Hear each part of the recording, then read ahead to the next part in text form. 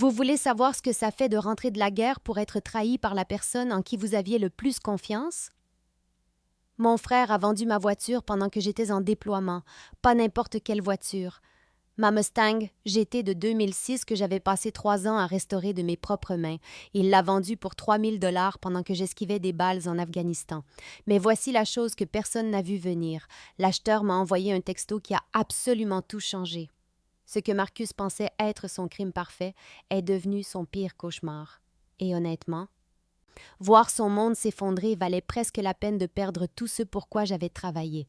Presque. Parce que ce qui s'est passé ensuite m'a appris quelque chose d'important sur la famille, la loyauté, et jusqu'où je suis prête à aller quand quelqu'un s'en prend aux mauvais soldats. Alors, attachez vos ceintures, car cette histoire devient très vite compliquée. Avant de continuer l'histoire, merci de vous abonner. Je dois atteindre les 1000 abonnés pour pouvoir vous apporter chaque jour des histoires comme celle-ci. Pour vous, ce n'est qu'un clic, mais pour moi, cela signifie énormément. En descendant de cet avion à l'aéroport international de Denver, tout ce à quoi je pouvais penser était de rentrer chez moi pour retrouver mon bébé. Pas une personne, mais ma Mustang GT de 2006, ma Red, surnommée pour sa peinture rouge pomme d'amour que j'avais passé d'innombrables week-ends à perfectionner dans mon garage. J'ai mis 3 ans de ma vie dans cette voiture. Chaque boulon, chaque détail, chaque nuit passée couverte de graisse et de détermination. Et après 15 mois, à esquiver des balles en Afghanistan, tout ce que je voulais, c'était poser mes sacs, soulever son capot et respirer cette odeur familière d'huile de moteur et de souvenirs. Le trajet en Uber semblait interminable, mais quand nous sommes enfin arrivés devant ma maison, le garage était vide. Pas seulement vide, mais complètement, dévastateurement vide, comme si Red n'avait jamais existé. Mon cœur s'est littéralement arrêté et je suis sortie de cette voiture en titubant comme si on m'avait tiré dessus, tandis que Marcus sortait en courant avec cette expression étrange, un mélange de culpabilité et de panique, en criant « Sarah, tu es rentrée en avance !» Comme si cela expliquait pourquoi mon monde entier avait disparu de l'endroit où je l'avais laissé. « Où est ma voiture, Marcus ?» Aurait dû avoir une réponse simple, mais à la place, il a commencé à bafouiller, disant qu'il pouvait tout expliquer, que ce n'était pas ce que ça semblait être, qu'il avait l'intention de m'appeler pendant que je défendais ce pays à l'étranger. C'est là que les mots qui font encore bouillir mon sang sont sortis. J'ai dû la vendre, Sarah. J'en ai eu 3 000 $, ce qui était en fait pas mal, vu que 3 000 $ pour Red, pour mon cœur et mon âme et 3 ans de sang, de sueur et de rêve. Pendant que je me faisais tirer dessus par des combattants talibans, mon propre frère vendait ma vie pour une somme dérisoire, et la trahison m'a frappé plus durement que n'importe quelle bombe artisanale n'aurait pu le faire, parce que ce n'était pas un ennemi que j'avais été entraînée à combattre. C'était la famille, c'était la confiance, c'était tout ce sur quoi je pensais pouvoir compter en risquant ma vie pour des gens qui, de toute évidence, se fichaient éperdument de ce qui comptait pour moi. Je dois vous ramener 18 mois en arrière. À l'époque où partir en déploiement semblait être la chose la plus difficile que j'ai jamais eu à faire, et c'était avant de savoir à quoi ressemblait la vraie trahison. Red n'était pas seulement un moyen de transport, c'était ma thérapie, ma fierté, ma preuve qu'une fille d'une famille ouvrière pouvait construire quelque chose de beau de ses propres mains. Je l'avais trouvée dans une case quand j'avais 22 ans, rouillée et oubliée, le moteur bloqué, l'intérieur en lambeaux, mais j'ai vu son potentiel comme certains voient des diamants bruts. Chaque week-end pendant 3 ans, j'ai mis tout mon cœur dans cette voiture. J'ai reconstruit le V8 de 5 litres à partir de zéro, restauré l'intérieur d'origine en cuir noir, poncé à l'eau et peint moi-même cette magnifique finition rouge, pomme d'amour dans mon garage. Elle n'était pas juste une voiture, elle était ma méditation, mon évasion, mon rappel que je pouvais prendre quelque chose de cassé et le rendre entier à nouveau. Quand mes ordres de déploiement sont arrivés, le plus difficile n'a pas été de quitter mon travail ou même de dire au revoir à mes amis, c'était de décider quoi faire de Red. Je ne pouvais pas supporter l'idée de la laisser dans un entrepôt pendant plus d'1 an à prendre la poussière et à être négligée, alors quand Marcus a proposé de s'en occuper, cela semblait être la solution parfaite. Il avait toujours admiré la voiture, toujours dit à quel point il était impressionné par mon travail de restauration et semblait toujours sincèrement intéressé quand j'expliquais les détails techniques de ce que j'avais fait. « Ne t'inquiète pas, sœurette, » avait-il dit, en me regardant droit dans les yeux avec ce que je pensais être de la sincérité. Je prendrai bien soin d'elle. Je la conduirai peut-être 1 fois par semaine pour que tout continue de bien tourner, tu sais. Je lui ai même donné des instructions détaillées, quelle huile utiliser, à quelle fréquence la démarrer, quel mécanicien appeler si quelque chose n'allait pas. Je lui faisais entièrement confiance parce qu'il était mon petit frère, parce que la famille était censée signifier quelque chose, parce que je n'aurais jamais imaginé que la personne à qui je laissais mon bien le plus précieux verrait des signes de dollars au lieu de souvenirs, verrait une opportunité au lieu d'une responsabilité, verrait mon déploiement comme sa chance de tirer profit de 3 ans de mon sang, de ma sueur et de mes rêves. 15 mois en Afghanistan en tant qu'ingénieur de combat, ce n'est pas quelque chose pour lequel on s'engage à la légère. C'est quelque chose que l'on fait parce qu'on croit au service, parce qu'on croit à la protection des gens restés au pays, parce qu'on croit que le sacrifice a un sens quand il est fait pour les bonnes raisons. Chaque matin, je me réveillais en sachant qu'aujourd'hui pourrait être le jour où un engin explosif improvisé me tuerait, qu'aujourd'hui pourrait être le jour où je ne reviendrais pas pour revoir Red. Mais je le faisais quand même parce que c'est que font les soldats. Nous mettons nos vies en jeu pour que les gens que nous aimons puissent dormir en sécurité la nuit. J'ai déminé des bombes en bord de route, construit des fortifications sous le feu de snipers et vu de braves gens être renvoyés chez eux dans des cercueils drapés du drapeau, tout en me disant que les sacrifices en valaient la peine, parce que j'avais une famille au pays qui comprenait pourquoi je me battais. Marcus avait toujours été le frère fiable, celui qui m'aidait avec mes devoirs quand nous étions enfants, qui m'encourageait quand je me suis enrôlée, qui semblait sincèrement fier quand j'ai été promu sergent. Quand j'appelais en vidéo à la maison, il me demandait toujours d'abord si j'étais en sécurité. Puis quand je rentrais, et parfois il me montrait même Red par la fenêtre, me donnait des nouvelles de son fonctionnement, me disait qu'il l'avait sorti pour ses promenades hebdomadaires comme je l'avais demandé. « Tu lui manques », disait-il avec ce sourire qui me faisait penser que je n'avais peut-être pas fait d'erreur en lui confiant la chose la plus importante de mon univers. Le plus dur en déploiement, ce n'est pas le danger, c'est l'isolement, le sentiment que la vie au pays continue sans vous, que peut-être les gens pour qui vous vous battez ne comprennent pas vraiment ce que vous sacrifiez pour eux.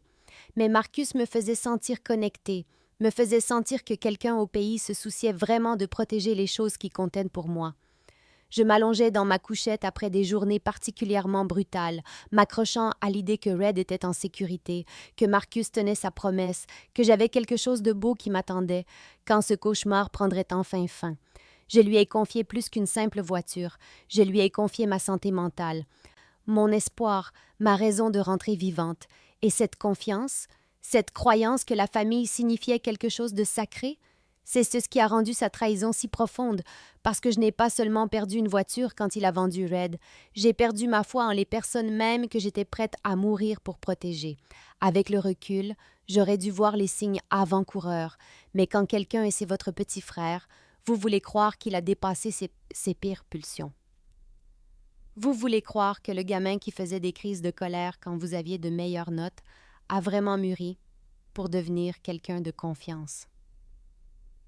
Marcus avait toujours été l'enfant chéri qui n'avait jamais eu à travailler pour quoi que ce soit, celui qui a eu une voiture neuve pour son 16e anniversaire pendant que je faisais des doubles services chez McDonald's pour me payer ma Honda, déglingué, celui dont les frais de scolarité à l'université ont été entièrement payés pendant que je m'engageais dans l'armée pour obtenir ma bourse d'études militaires.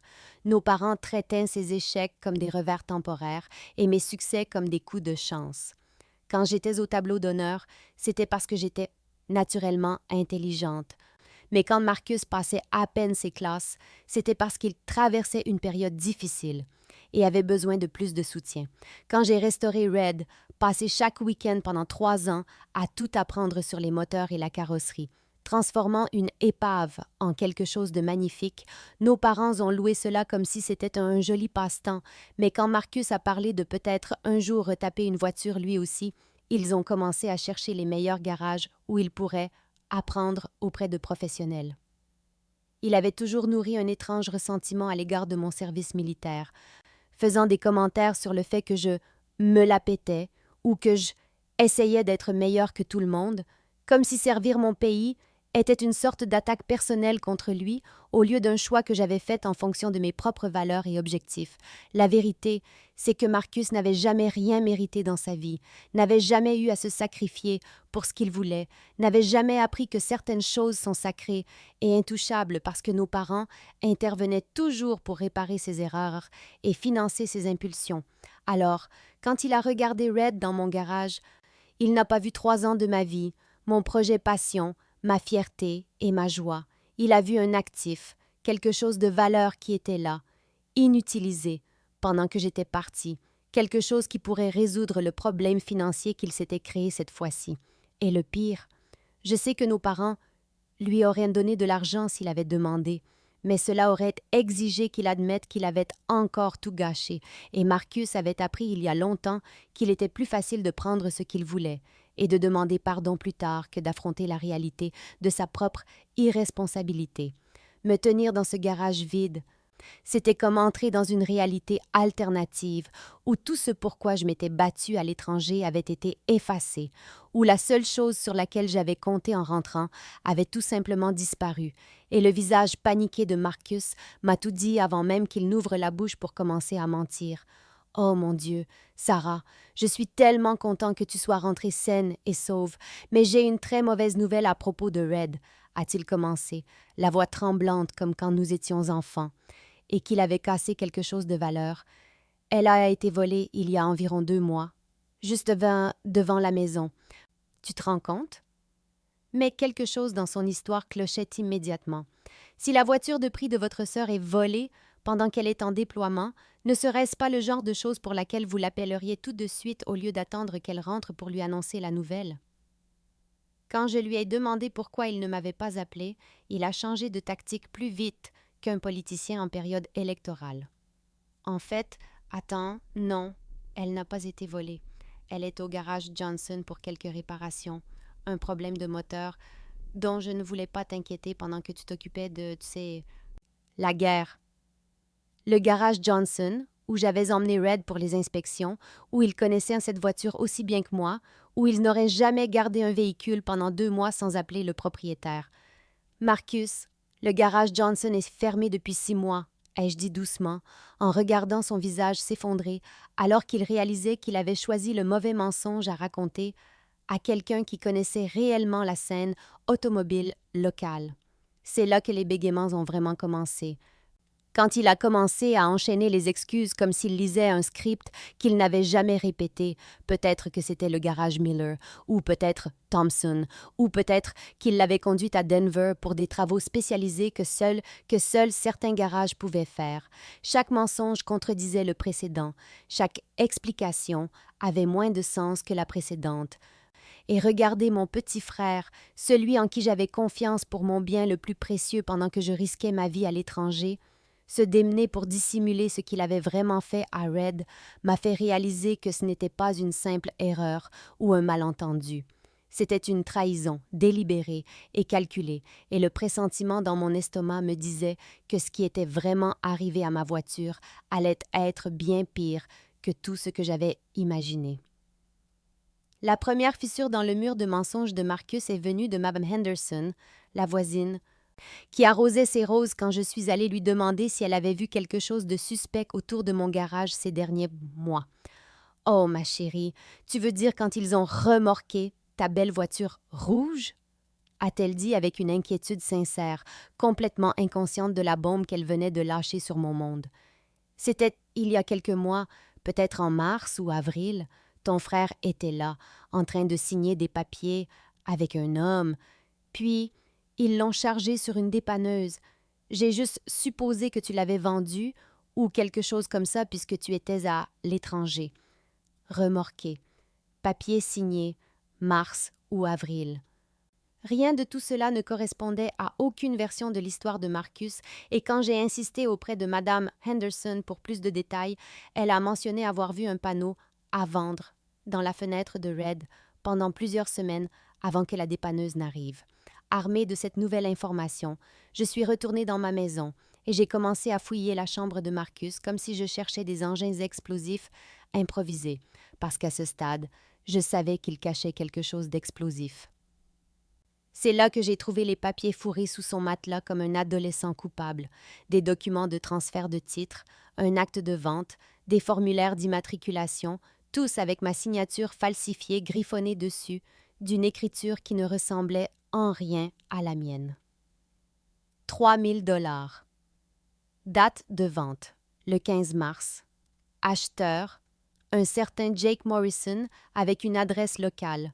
Mes mains tremblaient en regardant ces documents, alors que l'ampleur de ce que Marcus avait fait commençait à s'imposer, car ce n'était pas une décision désespérée de dernière minute ou une véritable urgence, c'était une fraude préméditée, avec des signatures falsifiées et des mois de planification. Quand je l'ai confronté avec les papiers, en regardant son visage devenir blanc alors qu'il réalisait que sa cachette avait été découverte, il a commencé une toute nouvelle série de mensonges. Il avait prévu de me le dire, il allait racheter la voiture avant mon retour. Il ne l'avait fait que parce qu'il était désespéré et savait que je comprendrais. Mais la compréhension était la dernière chose que j'avais à l'esprit en tenant ces documents falsifiés, parce que mon petit frère n'avait pas seulement vendu ma voiture, il avait commis une usurpation d'identité, une falsification et une fraude, tout cela pendant que j'esquivais des balles et que je croyais que la famille signifiait quelque chose de sacré. Acculé avec les preuves étalées sur la table de notre cuisine comme une scène de crime, Marcus a finalement craqué et a admis ce que je savais déjà, mais sa confession était enveloppée dans cette histoire pathétique sur la façon dont il s'était retrouvé dans de graves difficultés financières et avait désespérément besoin de l'argent pour éviter de perdre son appartement. « Sarah, je jure que j'allais te le dire, j'allais la racheter avant que tu ne rentres. Mais j'avais 3 mois de loyer de retard et mon propriétaire menaçait de m'expulser et je ne savais pas quoi faire d'autre. » A-t-il pleurniché, des larmes coulant sur son visage comme s'il était la victime dans cette situation au lieu du voleur qui avait volé l'œuvre de ma vie. Mais son histoire avait plus de trous qu'une cible de tir. S'il était en retard sur son loyer, pourquoi y avait-il des frais sur sa carte de crédit pour des restaurants chers et des billets de concert pendant ces mêmes mois? Si c'était une urgence si désespérée, pourquoi n'avait-il pas appelé nos parents, qui l'auraient renfloué comme il le faisait toujours? Et s'il prévoyait de racheter Red, où était exactement l'argent qu'il prétendait être économisé pour cela, car son compte bancaire ne montrait que des dépenses futiles et aucun signe de fonds pour une voiture. Quand nos parents sont arrivés après que je les ai appelés pour assister à cette réunion de famille, je m'attendais à ce qu'ils soient aussi indignés que moi que Marcus ait commis une fraude pendant que leur fille servait à l'étranger. Mais au lieu de cela, ils se sont immédiatement mis en mode protecteur autour de leur précieux petit garçon. « Sarah, nous comprenons que tu sois contrariée. Mais Marcus traversait une période très difficile, » a dit maman, se plaçant même entre lui et moi comme si j'étais la menace dans cette situation. Et honnêtement, ce n'est qu'une voiture. Nous pouvons trouver un arrangement, peut-être l'aider à t'en acheter une de remplacement. Juste une voiture. 3 ans de ma vie, mon projet passion, ma raison de rester saine d'esprit pendant mon déploiement, qualifiée de juste une voiture par les personnes qui étaient censées comprendre ce que signifiait le sacrifice. Papa a ajouté sa sagesse habituelle qui excusait toujours Marcus. Tu sais à quel point il a eu du mal à trouver un travail stable, et tu étais parti de toute façon, donc ce n'est pas comme si tu l'utilisais. Parti de toute façon, comme si être en déploiement signifiait que j'avais renoncé à mon droit de posséder quoi que ce soit, comme si servir mon pays signifiait que mon petit frère pouvait se servir de tout ce qu'il voulait dans ma vie, et la manière désinvolte avec laquelle il justifiait sa trahison m'a fait réaliser que cette famille était brisée bien avant que Marcus ne vende ma voiture. La vérité a éclaté 3 jours plus tard lorsque la petite amie de Marcus, Brittany, est arrivée chez nous avec un sac à main de créateur flambant neuf qui coûtait plus que le loyer mensuel de la plupart des gens. Quand j'ai mentionné nonchalamment à quel point j'étais désolée d'apprendre l'urgence financière de Marcus, elle a semblé sincèrement confuse et a dit « Quelle urgence! On vient de rentrer de ce week-end incroyable à Vegas et avant ça, on a fait Cabo et oh mon Dieu! Tu as vu le bracelet de tennis qu'il m'a offert pour notre anniversaire de 6 mois? » C'est à ce moment-là que la dernière pièce de ce puzzle dégoûtant s'est mise en place. Il n'y avait eu aucune urgence, aucune situation désespérée, aucune menace d'expulsion qui justifiait de voler ma voiture pendant que je me faisais tirer dessus, à l'étranger. Marcus avait vendu Red, mes 3 années de sang, de sueur et de rêve, pour pouvoir jouer les mécènes car auprès d'une princesse matérialiste qui ne connaissait probablement même pas la différence entre un carburateur et une transmission. Pendant que je mangeais des rations de combat dans une zone de guerre et que je dormais sur un lit de camp sous une chaleur de plus de 35 degrés, mon petit frère finançait des dîners au champagne et des vacances de luxe avec l'argent qu'il avait obtenu en falsifiant ma signature et en trahissant tout ce en quoi je lui avais fait confiance. Le calcul était simple et écœurant. 3 000 $ divisés par 6 mois de cadeaux et de voyages coûteux signifiait qu'il avait estimé toute ma relation avec Red à environ 500 $ par mois pour satisfaire sa petite amie exigeante. Quand je l'ai confrontée à cette révélation, en regardant le visage de Brittany pâlir alors qu'elle réalisait qu'elle venait de faire exploser sa couverture, Marcus n'a même pas eu la décence d'avoir honte. Au lieu de cela, il est devenu défensif et en colère, comme si j'étais déraisonnable de m'énerver qu'il ait financé sa vie amoureuse avec mes biens volés. « Tu ne comprends pas la pression que je subis avec elle », a-t-il réellement dit, comme si c'était ma responsabilité de financer les goûts de luxe de sa petite amie par un vol de voiture. Elle est habituée à un certain style de vie et je ne pouvais pas la laisser penser que j'étais un loser fauché. Voilà donc la vérité. Mon petit frère préférait être un voleur, plutôt que d'admettre à sa petite amie qu'il ne pouvait pas se permettre ses rêves de champagne. Préférait commettre une fraude contre sa sœur en déploiement plutôt que d'affronter la réalité que sa relation était construite sur de l'argent qu'il n'avait pas. Et la profondeur de cette trahison était plus douloureuse que n'importe quel tir ennemi que j'avais affronté à l'étranger, parce qu'au moins les combattants ennemis avaient l'honnêteté de vous montrer qu'ils essayaient de vous détruire. Quand j'ai réuni la famille pour exposer les mensonges de Marcus sur l'urgence financière et leur montrer les preuves de ses voyages à Vegas et de ses cadeaux coûteux financés par ma voiture volée, je m'attendais à une sorte de jugement, une reconnaissance que ce qu'il avait fait était inexcusable, mais à la place, j'ai eu droit à un cours magistral sur la façon dont les familles dysfonctionnelles protègent leurs enfants chéris aux dépens de tous les autres. Sarah, tu dois te calmer et réfléchir à ça de manière rationnelle, a dit papa, utilisant ce ton condescendant qu'il avait perfectionné au fil des ans à réparer les bêtises de Marcus. Ton frère a fait une erreur, mais tu agis comme s'il avait commis un crime terrible, alors qu'en réalité, tu n'étais même pas là pour utiliser la voiture de toute façon. Maman a hoché la tête comme si sa logique était parfaite, ajoutant sa propre justification tordue. Et honnêtement, ma chérie, ce n'est qu'une voiture. Je sais que tu y as mis du travail, mais ce n'est pas comme si c'était ton enfant ou quelque chose comme ça, et Marcus avait vraiment des problèmes dans sa relation. Juste une voiture, pas mon enfant. Comme si les 3 années que j'avais passées à reconstruire Red, d'une carcasse rouillée en quelque chose de magnifique ne signifiaient rien, comme si les innombrables nuits où j'avais travaillé jusqu'à l'aube à perfectionner chaque détail n'étaient qu'un passe-temps futile qui n'avait plus d'importance une fois parti en déploiement.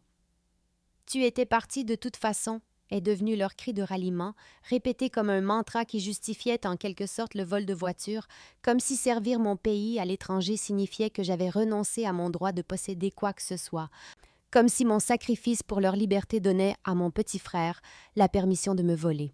Marcus était assis là, souriant narquoisement pendant que nos parents construisaient sa défense, intervenant parfois avec des perles comme « J'ai toujours eu l'intention de réparer ça » et « Sarah a toujours été dramatique avec ses voitures ». Regardant sa famille serrer les rangs autour de lui pendant que je me tenais là en uniforme, fraîchement revenu de 15 mois de combat, me faisant sermonner sur ma réaction excessive à un vol qualifié. L'isolement était suffocant. Ces personnes qui étaient censées m'aimer, me soutenir, comprendre ce que j'avais sacrifié pour ce pays, étaient en train de me manipuler pour me faire croire que ma colère était déraisonnable, que ma douleur n'avait pas d'importance, que la loyauté familiale signifiait accepter la trahison avec le sourire.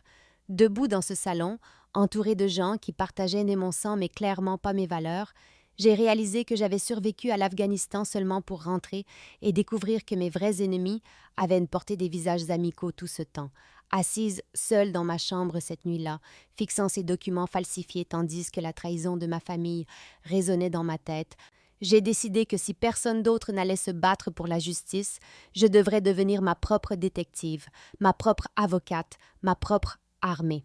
La première chose que j'ai faite a été de rechercher la valeur réelle de Red, car quelque chose à propos de ce chiffre de 3000 dollars me dérangeait depuis que Marcus avait avoué. Une Mustang GT de 2006 entièrement restaurée avec un V8 de 5 litres reconstruit, un intérieur d'origine et une peinture rouge pomme d'amour impeccable ne se vend pas pour une somme dérisoire, même un mauvais jour. Ce que j'ai trouvé a de nouveau fait bouillir mon sang, selon l'Argus.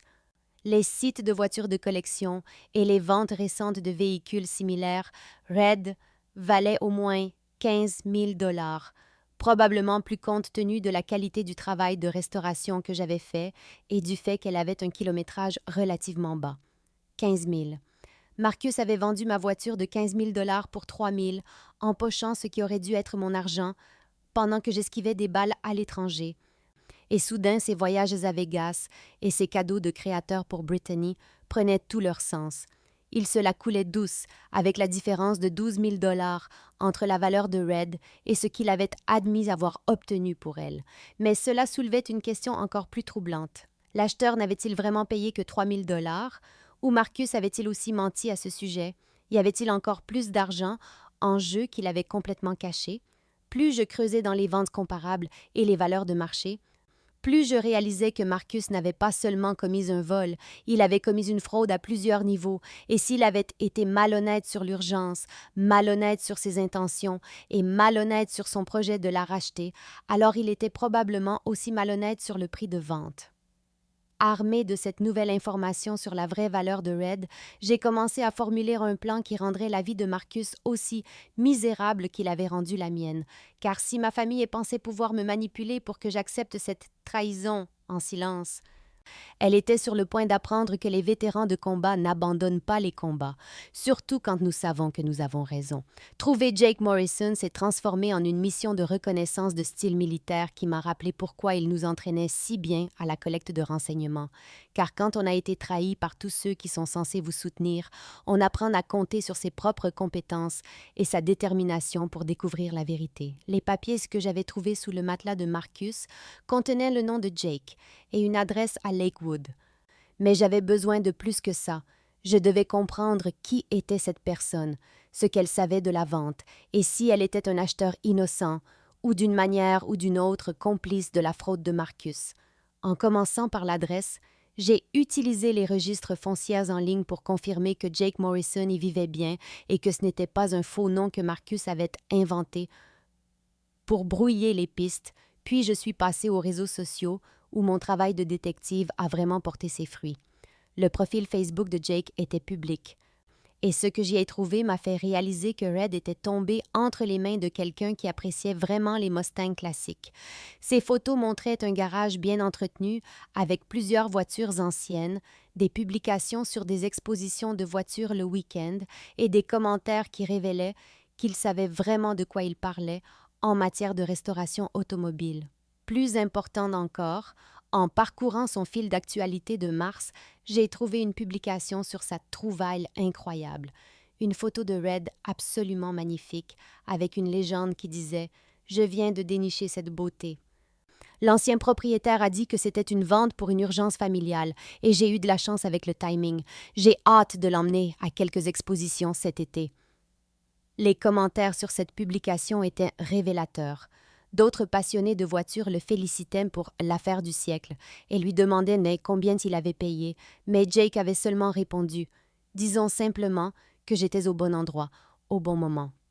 Cette phrase m'a donné des frissons car elle suggérait que Jake savait qu'il avait eu Red pour bien moins que sa valeur. Mais cela signifiait aussi qu'il pourrait être disposé à écouter si je l'approchais correctement. Armé du nom complet de Jake, de son adresse, de son numéro de téléphone trouvé dans l'annuaire et de suffisamment de renseignements sur les réseaux sociaux pour comprendre à qui j'avais affaire, j'ai réalisé que cet étranger pourrait être la clé pour obtenir justice. Car contrairement à mon frère menteur et à mes parents complices, Jake Morrison semblait être quelqu'un qui respectait vraiment les voitures de collection et pourrait avoir une conscience quant aux circonstances de la vente de Red. Mes mains tremblaient lorsque j'ai composé le numéro de Jake Morrison, car appeler un parfait inconnu pour lui dire qu'il a acheté votre voiture volée n'est pas exactement couvert dans un manuel d'entraînement militaire, et je ne savais pas du tout s'il allait me raccrocher au nez, se mettre sur la défensive, ou peut-être même être complice du stratagème de Marcus. Mais quand Jake a répondu, sa voix était amicale et sincèrement préoccupée, alors que j'expliquais qui j'étais et pourquoi j'appelais, et ce qu'il m'a dit ensuite m'a fait réaliser que mon instinct à son sujet, qu'il était un passionné de voitures honnêtes, était absolument correct. « Oh mon Dieu, Sarah, je suis tellement désolée, » a-t-il dit immédiatement. « Je savais que quelque chose clochait dans cette vente dès que j'ai rencontré votre frère, mais je n'arrivais pas à mettre le doigt sur ce qui me dérangeait dans toute cette situation. » Jake a confirmé qu'il avait payé exactement 3 000 $ pour Red, ce qui signifiait que Marcus n'avait pas menti sur le prix de vente, mais il a aussi révélé des détails sur leur interaction qui m'ont donné la chair de poule par leur caractère calculateur. Votre frère n'arrêtait pas de souligner que c'était une urgence familiale, que vous aviez besoin de l'argent rapidement, mais quand j'ai demandé si je pouvais vous appeler pour discuter de l'historique de la voiture et des dossiers d'entretien, il est devenu très bizarre et a dit que vous étiez injoignable à l'étranger, a expliqué Jake, sa voix devenant plus mal à l'aise alors qu'il revivait le souvenir. Ensuite, quand j'ai demandé des documents sur le travail de restauration, des reçus pour les pièces, tout ce qui pourrait m'aider à comprendre ce qui avait été fait au moteur, il a prétendu que vous aviez tout perdu dans un déménagement et ne pouvait fournir aucune de ces informations. Plus Jake parlait, plus il devenait clair que Marcus avait été délibérément évasif et suspect tout au long de leur interaction, refusant de laisser Jake inspecter correctement la voiture, le pressant de prendre une décision rapide et esquivant chaque question qui aurait pu exposer la fraude.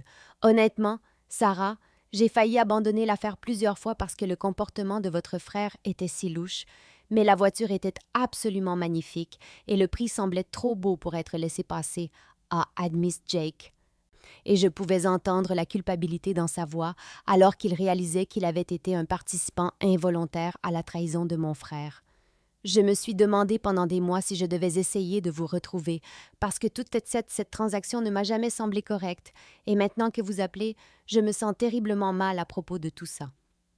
Ce qui s'est passé ensuite a tout changé et m'a donné les munitions dont j'avais besoin pour détruire complètement le château de mensonges de Marcus, car Jake Morrison s'est avéré être le genre de passionné de voitures méticuleux qui documente tout. Et quand il a commencé à m'envoyer des photos et des captures d'écran de leurs transactions, j'ai réalisé que je regardais des preuves de fraude que même mes parents complices ne pourraient nier. « Je vous envoie les textos que votre frère m'a envoyés pendant nos négociations », a dit Jake. « Et je pense que vous allez être choqués par certaines des choses qu'il m'a dites pour me convaincre d'acheter rapidement. » La première capture d'écran montrait Marcus affirmant que je l'avais spécifiquement autorisé à vendre Red parce que je ne reviendrai jamais au Colorado et que j'avais décidé de rester à l'étranger de façon permanente après la fin de ma mission.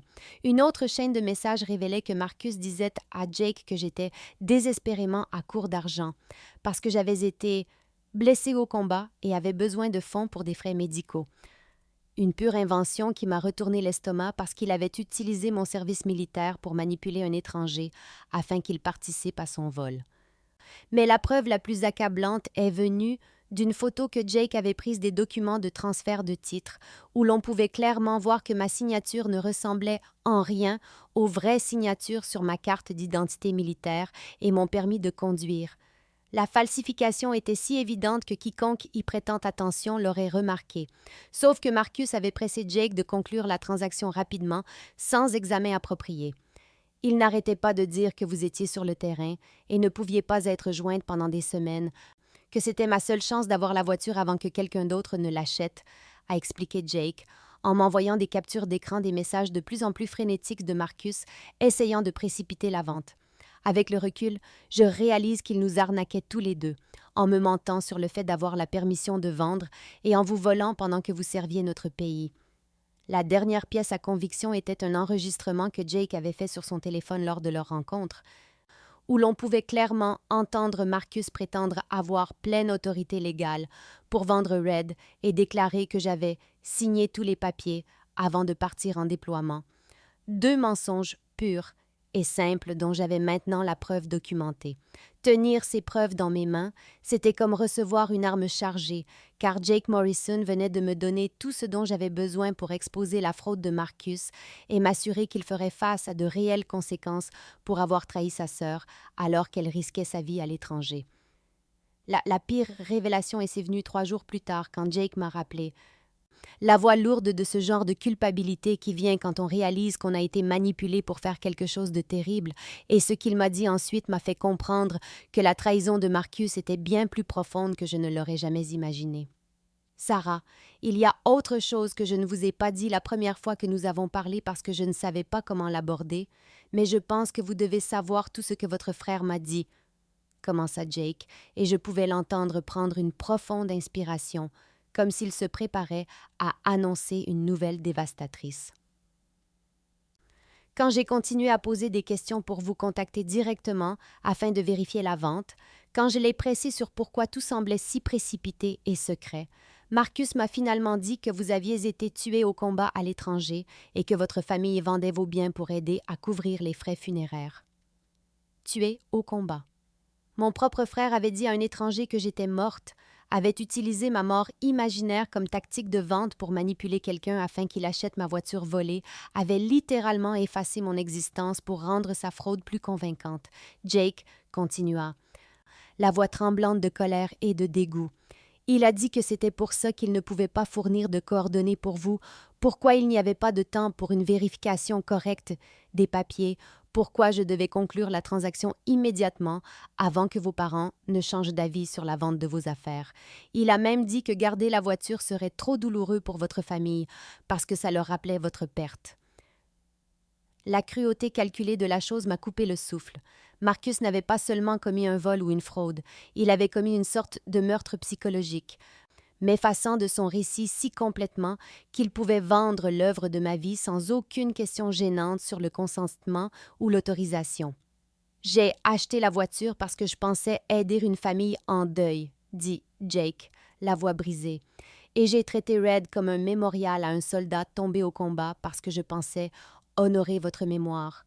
Quand vous m'avez appelée, vivante et cherchant votre voiture, j'ai failli avoir une crise cardiaque parce que je croyais que je parlais à un fantôme.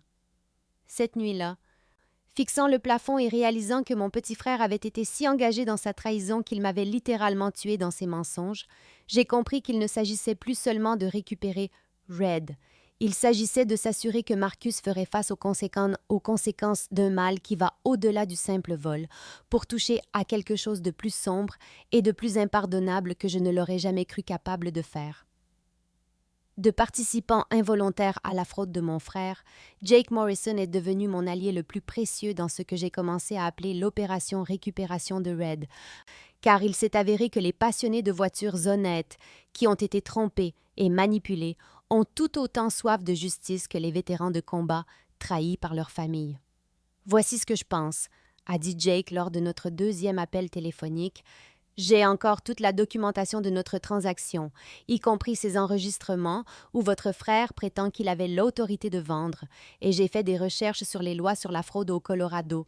Ce que Marcus a fait n'est pas seulement moralement répréhensible, ce sont de multiples crimes graves qui pourraient lui valoir de sérieux ennuis judiciaires. Nous avons passé des heures à planifier notre approche comme une opération militaire, en identifiant les objectifs, en rassemblant des renseignements et en coordonnant notre stratégie d'attaque pour un effet maximum. Jake servirait de témoin clé qui pourrait témoigner des mensonges et des pratiques trompeuses de Marcus, tandis que je fournirais les preuves de la falsification et la preuve que je n'ai jamais autorisé aucune vente, et ensemble, nous présenterions un dossier si solide que même mes parents complices ne pourraient nier la gravité de ce que Marcus avait fait. Ce qui est beau dans ce plan, ai-je dit à Jake, c'est que Marcus pense s'en être tiré, pense que sa victime va simplement accepter la perte en silence et passer à autre chose, donc il ne verra rien venir jusqu'à ce qu'il soit trop tard pour couvrir ses traces ou créer de nouveaux mensonges. Jake avait déjà consulté un ami avocat qui a confirmé que Marcus pourrait faire face à des accusations de falsification, de fraude, d'usurpation d'identité et peut-être même d'usurpation de bravoure pour avoir menti sur ma mort au service militaire. Ce qui signifiait que nous ne nous battions plus seulement pour Red, nous nous battions pour nous assurer que mon frère ferait face à de réelles conséquences pour le genre de trahison qui touche au cœur de ce que la famille et l'honneur sont censés signifier. Je veux être là quand tu le confronteras, a dit Jake, parce que je veux le regarder dans les yeux quand il réalisera que ses mensonges l'ont rattrapé, et je veux qu'il sache que les gens honnêtes ne tolèrent pas ce genre de comportement. Armé de preuves, d'un soutien juridique et d'un allié qui comprenait exactement à quel point c'était devenu personnel, je me sentais prête à faire tomber mon petit frère et à lui montrer ce qui arrive quand on trahit quelqu'un qui a été entraîné à se battre et à gagner contre des pronostics impossibles. Entrer dans le bureau de l'avocate Jennifer Walsh, c'était comme entrer dans une salle de guerre où j'allais enfin obtenir les munitions professionnelles dont j'avais besoin pour démolir tout l'empire de mensonges de Marcus. Quand j'ai exposé les preuves que Jake et moi avions rassemblées, les signatures falsifiées, les conversations enregistrées, la fausse histoire de décès, la preuve de la vraie valeur de Red, j'ai vu ses sourcils se lever de plus en plus haut à chaque nouvelle pièce de documentation, jusqu'à ce qu'elle lève enfin les yeux vers moi et dise « Sarah, votre frère n'a pas seulement commis un vol, il a commis une symphonie de crimes graves, qui pourrait le mettre en prison pour des années si... » Jennifer m'a expliqué chaque accusation que nous pouvions porter. Faux et usage de faux pour avoir imité ma signature. Usurpation de fonction pour avoir prétendu une autorité qu'il n'avait pas. Vol d'un bien d'une valeur de plus de 15 000 $, ce qui en faisait un crime grave. Et usurpation d'identité pour avoir utilisé mes informations sans mon consentement. Plus la possibilité d'accusation d'usurpation de bravoure pour avoir menti sur ma mort militaire afin de faciliter sa fraude. Ce qui est magnifique dans ce cas, a expliqué Jennifer, c'est que votre frère a laissé une trace écrite et un témoignage qui rendent les poursuites presque garanties, surtout avec Jake Morrison prêt à témoigner sur les pratiques trompeuses et les fausses déclarations. Mais c'est là que mon entraînement militaire a vraiment payé. Au lieu de foncer tête baissée comme Marcus s'attendait probablement à ce que sa sœur, dramatique, le fasse, j'ai décidé de mener une guerre psychologique, de le laisser penser qu'il s'en était tiré avec tout pendant que je préparais discrètement un dossier en béton qui le détruirait complètement.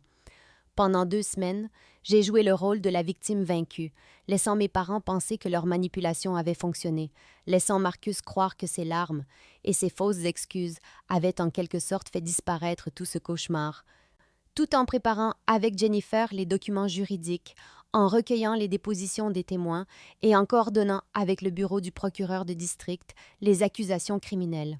Le plus difficile a été de garder mon sang-froid pendant les dîners de famille, où Marcus se vantait de ses rendez-vous coûteux avec Brittany, dépensant littéralement l'argent de la vente de ma voiture volée pendant que j'étais assise là, souriant et feignant d'être heureuse de son succès. Mais chaque mensonge qu'il racontait, chaque dollar qu'il exhibait, chaque moment de sa confiance arrogante ne faisait qu'ajouter de l'huile sur le feu de la justice qui était sur le point de consumer son monde entier. 3 semaines après ma conversation avec l'avocate Walsh, j'ai convoqué une réunion de famille en utilisant la tactique la plus manipulatrice de mon arsenal. Je leur ai dit que j'avais beaucoup réfléchi et que je voulais régler les choses comme des adultes, parce que la famille c'est plus importante que les biens matériels, leur servant essentiellement toutes les phrases qu'ils voulaient entendre sur le pardon de leur précieux petit garçon pour sa petite erreur. La satisfaction de voir le visage de Marcus s'illuminer quand j'ai suggéré que nous nous asseyions tous ensemble pour trouver une solution qui convienne à tout le monde valait presque les mois de trahison, car il pensait réellement que ses larmes de crocodile et ses fausses excuses avaient fonctionné, que sa sœur vétéran allait simplement se laisser faire et le laisser s'en tirer avec une fraude parce que papa et maman l'avaient dit. J'ai programmé la réunion pour le dimanche après-midi, leur disant que je voulais discuter de l'avenir de la famille et peut-être même aider Marcus à trouver un moyen de réparer les choses. ce qui a presque fait rayonner nos parents de fierté de voir à quel point leur fille était mature et compréhensive face à la situation difficile de son frère. Ce qu'ils ne savaient pas, c'est que j'avais passé ces 3 semaines à me coordonner avec Jake, qui serait garé dehors avec des copies de toutes nos preuves, prêt à se joindre à la fête en tant que témoin surprise dès que je lui donnerais le signal. J'avais également préparé des dossiers de documentation pour chaque membre de la famille, des copies des signatures falsifiées, des captures d'écran des mensonges de Marcus à Jake, la preuve de la vraie valeur de Red, et des documents juridiques qui montreraient très clairement quel genre de crime grave leur petit garçon avait commis pendant que je servais à l'étranger. La veille de la réunion, je suis restée dans ma chambre à organiser les preuves comme si je planifiais une opération militaire, car d'une certaine manière, c'était exactement ça. Un assaut stratégique conçu pour submerger complètement les défenses de l'ennemi et ne laisser aucune place à la retraite ou à une nouvelle tromperie. Marcus avait joué son jeu en pensant qu'il était le plus malin de la pièce, pensant que sa sœur en déploiement n'était qu'une victime émotive qu'il pouvait manipuler et ignorer, mais il était sur le point d'apprendre qu'on ne ment pas à quelqu'un qui a été entraîné à recueillir des renseignements, à planifier des opérations et à exécuter des missions avec précision, et la réunion de famille de demain allait être le genre de victoire tactique qui rendrait mes sergents instructeurs fiers. La réunion de famille du dimanche après-midi a commencé exactement comme je l'avais prévu, avec tout le monde réuni dans le salon. L'air soulagé et plein d'espoir que leur fille mature était prête à laisser derrière elle cette désagréable histoire de voiture. Je les ai laissés s'installer dans leurs confortables illusions pendant exactement 30 secondes avant de sortir mon premier dossier et de dire « Avant de parler d'aller de l'avant, je pense que tout le monde doit comprendre exactement ce que Marcus a fait pendant que je servais à l'étranger. » La première bombe fut la documentation de la valeur réelle de Red, 15 000 $ minimum, et voir les visages de nos parents changer alors qu'ils réalisaient que leur fils n'avait pas seulement fait une erreur, mais avait volé quelque chose d'une valeur considérable, était presque aussi satisfaisant que de voir Marcus commencer à se tortiller sur sa chaise. Mais ce n'est que le début, ai-je continué, en sortant les comparaisons de signatures falsifiées, car Marcus n'a pas seulement vendu ma voiture, il a commis une usurpation d'identité et une falsification pour le faire. Et la pièce est devenue silencieuse comme la mort, alors que j'étalais les preuves que même mes parents complices ne pouvaient nier ou expliquer. Puis sont venus les enregistrements que Jake avait faits, et entendre la voix de Marcus mentir sur le fait d'avoir pleine autorité légale et prétendre que j'avais autorisé la vente avant de partir a fait haleter notre père. Mais la véritable dévastation est venue quand j'ai joué l'enregistrement où Marcus disait à Jake que j'étais morte, tuée au combat, et que ma famille vendait mes biens pour couvrir les frais funéraires. Maman s'est mise à pleurer. Papa avait l'air d'avoir reçu un coup de poing dans le ventre et Marcus est devenu complètement blanc en réalisant que son château de mensonges soigneusement construit s'effondrait en temps réel avec des preuves qu'il ne pouvait ni nier ni rejeter. « Sarah, je peux expliquer. » a-t-il commencé, mais je l'ai interrompu en envoyant un texto à Jake pour qu'il entre, et quand mon témoin surprise a franchi cette porte, portant encore plus de documents et prêt à témoigner sur chaque mensonge que Marcus avait raconté. Mon petit frère a enfin compris que ce n'était pas une réunion de famille où il serait pardonné et excusé à nouveau. C'était un règlement de compte où sa victime avait rassemblé suffisamment de preuves pour le détruire complètement. Le bureau du procureur de district est très intéressé par les affaires de fraude contre le personnel militaire en déploiement, ai-je dit calmement, en posant le dernier dossier de documents juridiques sur la table basse. Et grâce à la coopération de Jake et à toutes ses preuves, Marcus risque de multiples accusations de crimes graves qui pourraient le mettre en prison pour des années.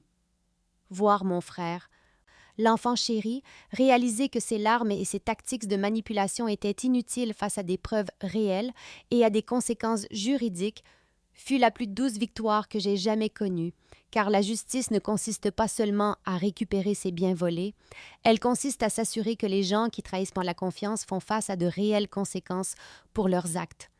Les conséquences juridiques se sont arrivées rapidement et sans pitié une fois que l'avocate Walsh a déposé les documents auprès du bureau du procureur de district, car il s'avère que les procureurs voient d'un très mauvais œil les personnes qui commettent des fraudes contre le personnel militaire en déploiement.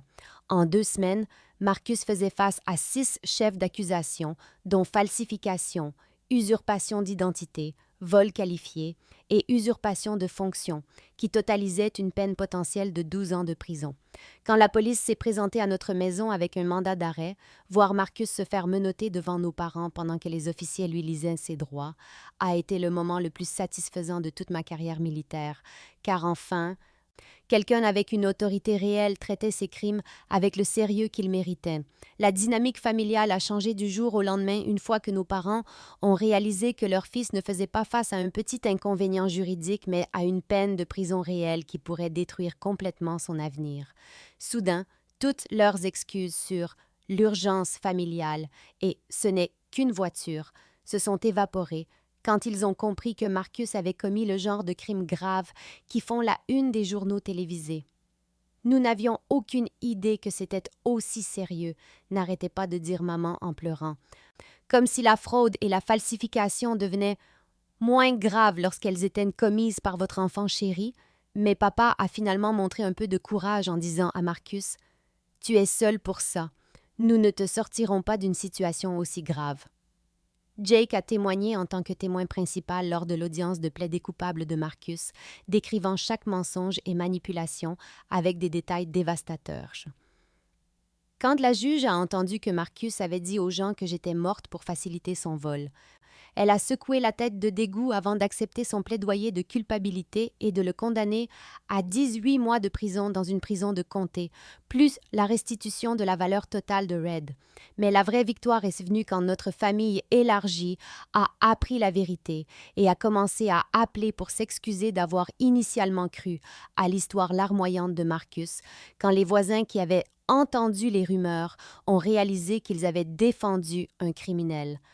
Et quand Brittany a finalement largué Marcus une fois qu'elle a compris que son style de vie de luxe avait été financé par des biens volés et que son petit ami allait en prison. Être dans cette salle d'audience, à regarder mon petit frère accepter la responsabilité de ses crimes, c'était comme la fin d'un long déploiement, épuisant, nécessaire, et la preuve que parfois, la justice prévaut vraiment quand on se bat assez fort pour elle. Récupérer Red, c'était comme retrouver un morceau de mon âme que je croyais perdu à jamais. Quand Jake me l'a ramené 6 mois plus tard, après la fin de toutes les procédures judiciaires, voir cette peinture rouge pomme d'amour briller sous le soleil du Colorado m'a fait réaliser que certaines choses valent vraiment la peine de se battre, peu importe le coût. Jake en avait pris un soin excellent pendant la bataille juridique, traitant Red comme le trésor qu'elle était.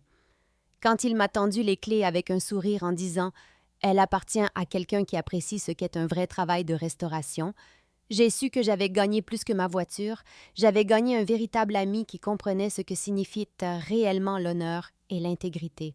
L'expérience a fondamentalement changé ma relation avec ma famille, car j'avais appris que l'amour sans limite n'est pas vraiment de l'amour, et j'ai clairement fait savoir que mon service militaire et mes sacrifices ne seraient plus jamais méprisés ou minimisés par des gens qui n'avaient jamais risqué leur vie pour quelque chose de plus grand qu'eux-mêmes.